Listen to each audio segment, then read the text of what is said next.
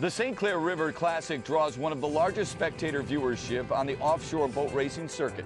The St. Clair River divides Canada from the United States, providing a truly international event. This river atmosphere provides the ultimate venue for the spectators to get up and personal with a whole new breed of racing. Our own Byron Goggin has more. He is losing a lot of ground as Team Lightning Jacks closes in hard on the back straightaway, coming around the turn. There was Lightning Jacks enters the turn. Smitty dives in on the inside. He's got the inside line. He's closed it within 2 boat lengths of Lightning Jacks. He's almost alongside Lightning Jacks as they come through the turn. Offshore boat racing, a sport where the race course changes literally every few feet. The glistening spray of the water, the beautiful color spectrums, the unbridled power of the engines combined with futuristic hull designs bring race fans excitement that's unfamiliar in any other arena. No, it's a heck of a sport. It takes a lot of technology. It takes a lot of skill out there. There's a lot of skill involved. And you can see some of the best in the world sitting right here. You don't have to go anywhere else. So you think NASCAR is tough? They race on asphalt. That's child's play. Get a load of this. The surface is always changing, unlike a road or something like that where it's basically pretty consistent most of the time. And depending on the water conditions, you're bouncing all over, the seas constantly changing, the race course actually changes from lap to lap sometimes. In the boat, especially in rough seas, you really get bounced around a lot. There's a lot of G-forces, there's a lot of mental and physical anguish going on in there. You have 2 people in the boat, so one person normally steers the boat and navigates, the other person works the throttles and the trim of the drives and the trim tabs and so on. So it's a team sport within one cockpit of a boat. What's that feeling like when you're looking out the window?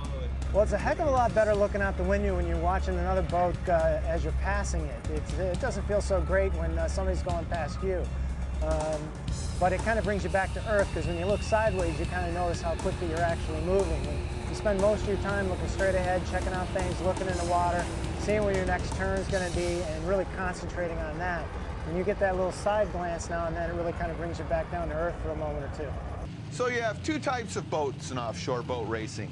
Those with the canopy, which means the drivers are totally enclosed and protected from the elements. Then we have these guys. So I can assure you, if you're in a pleasure boat where the wind's in your face and you're going 106 miles an hour in the water, that's quite a bit different than going 106 miles an hour in a car or on a motorcycle. Drivers share stories of being pulled back into the boat by their ankles in excess of 120 miles per hour. That's the next best experience to sex.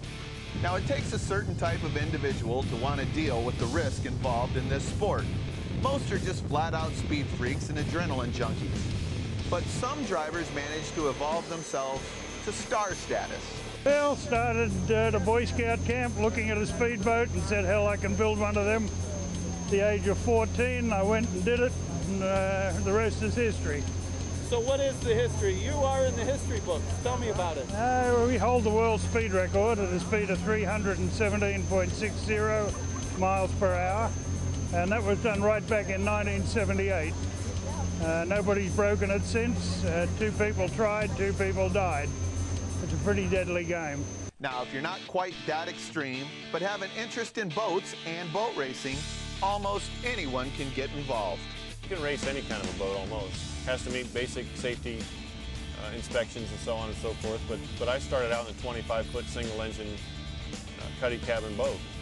I think that most of the people that are in the sport kind of started how I did, where it may be a performance boat that you have already that you play with. You can come out and run in what they're called the P classes, kind of get your feet wet with it with something that you already have and play with. If you love it, you're comfortable with it, then you want to progress into a canopy boat, which is a lot safer to race with.